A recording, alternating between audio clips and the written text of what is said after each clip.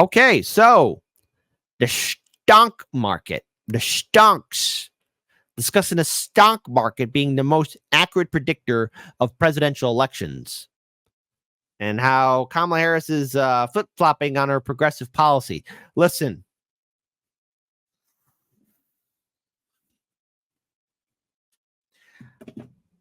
Kamala Harris doesn't have progressive policies. And whenever I hear someone say, oh, Kamala Harris is progressive policy. Oh, Kamala Harris is going to do something for Medicare for all. Oh, ha, ha, ha, ha, ha. Oh, she's going to do something about student debt. Oh, no, student debt. She'll do something about it. Kamala Harris is progressive.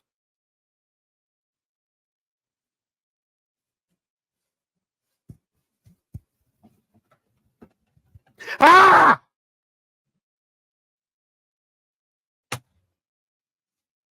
She is not progressive. She's not a communist. She's none of these things. My goodness gracious, Cretaceous. Kamala Harris, she's not a progressive. She's not a communist. She's not a Marxist. She's not a Leninist. She's none of these things. She's just a shell politician who practices neoliberal policies and says things that mentally challenged people think, oh, yeah, look, I'll vote for Kamala.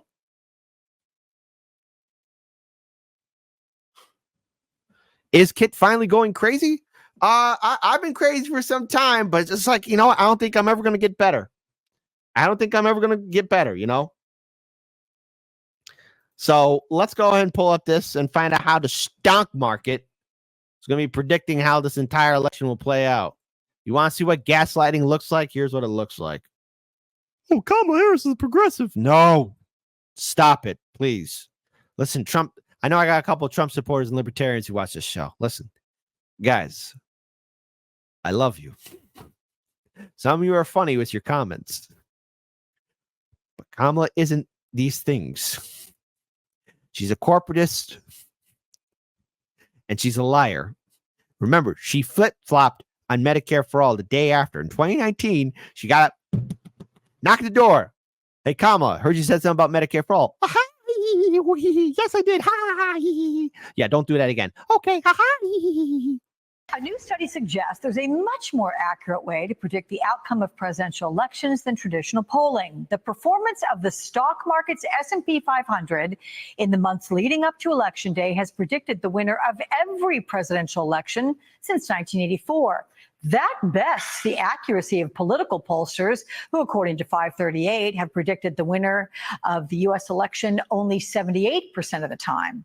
Joining me now is senior columnist for Yahoo Finance, Rick Newman.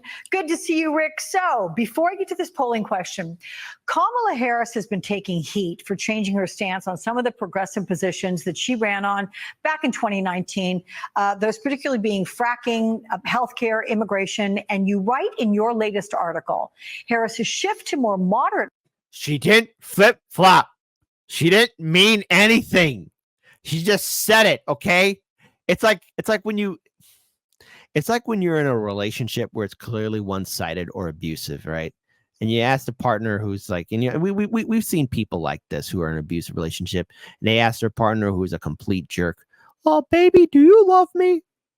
"Yeah, sure, I do." "Give me money." That's Kamala Harris.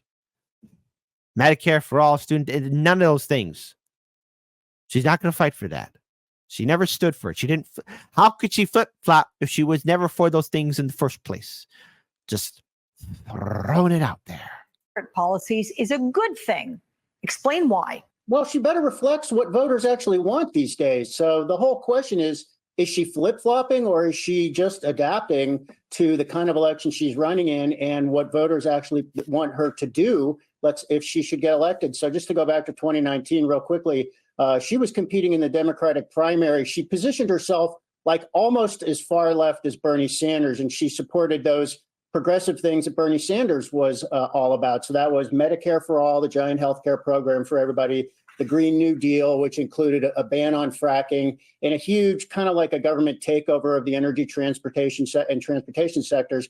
And then she was much more lax about immigration than she sounds like today. So now she basically is saying, no, I mean, this was a big feature in the debate. I do no longer say we have to ban fracking. In fact, she's actually going further than President Biden has gone on fossil fuels, basically saying we need them. We need kind of an all of the above energy strategy. Obviously, she needs to say that in a general election to win votes in Pennsylvania, where fracking is an important part of the economy, but also just to sound more moderate. And for people who think, well, let's say she does get elected, but then what if she just goes back to these liberal policies and she changes her mind? She's not going to do that. You know, there are days where my soul dies where I listen to corporate media. And look, she's not going to do that. Please. They're not going to do that. Okay? In 2020, when Bernie Sanders, that nutless, spineless, soulless, heartless SOB, decided to form a committee with the Biden campaign about also implementing progressive policies. Guess how many things that Bernie Sanders got on his list for Biden to do? 0. Before anyone says, well, what's 0? Well, 0 is a number. It is a number after all. But yeah, nothing. Okay? A whopping 0.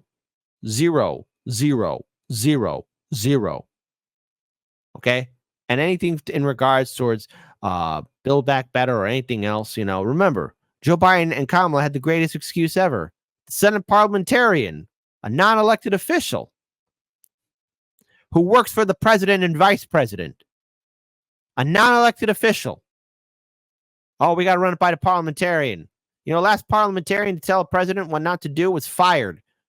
Guess whose administration that happened under? Bush Jr. Boy, what a sight that is. The Senate parliamentarian. Yeah, whatever. There's no chance she's going to do that, because if she gets elected as a more moderate politician, she's going to want to get reelected. And she's. By the way, I just noticed this too. Hold on.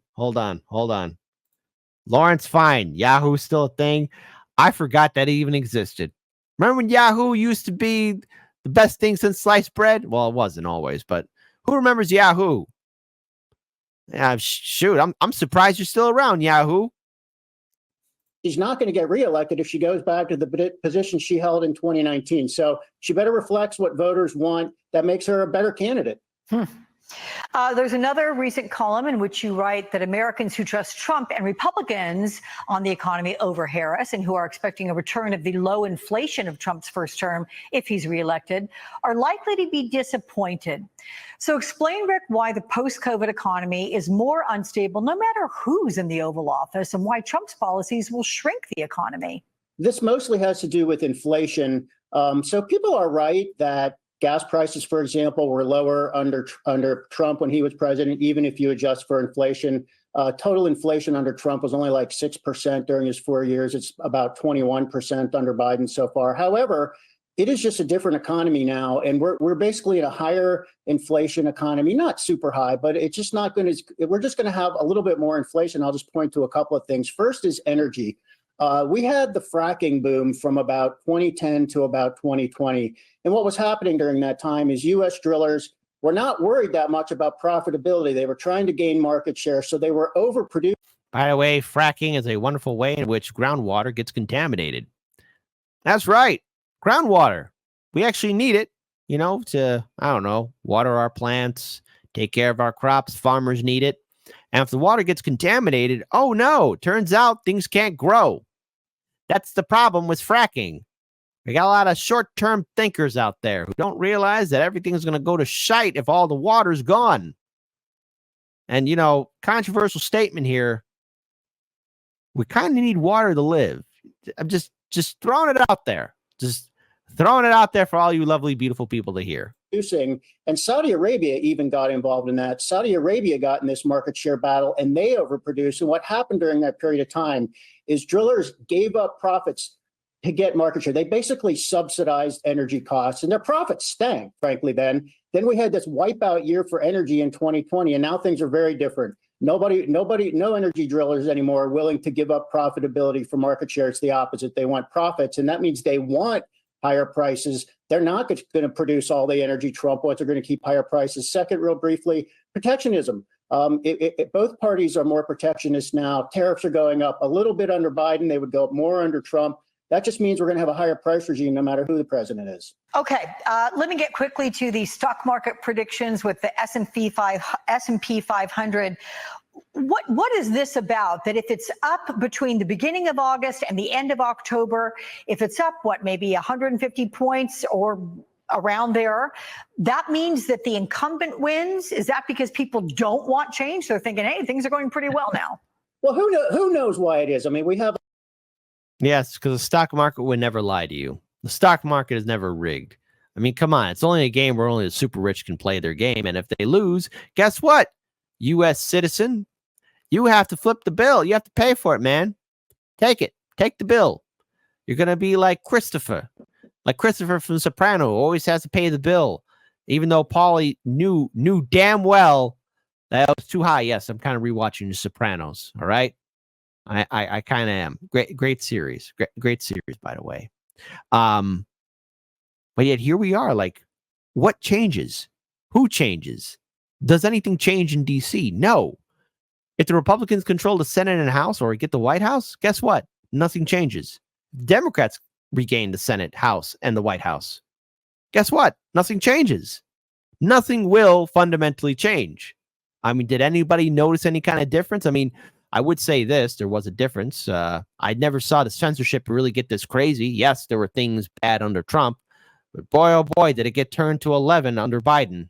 All these correlations, something here happens in the economy, and that turns out it correlates with the incumbent wins every time or whatever it might be. I mean, I think you can logically say if the stock market is rising, sure, that makes people feel better. And the stock market is not just for wealthy people. I mean, it's like 60% of Americans have some ownership in the stock market. That's usually through retirement plans. Mm-hmm. But people do feel better off when even if they're not spending their retirement plan, they look at their retirement plan, it's up 15% for the year, 20%. They do feel better off and more comfortable spending.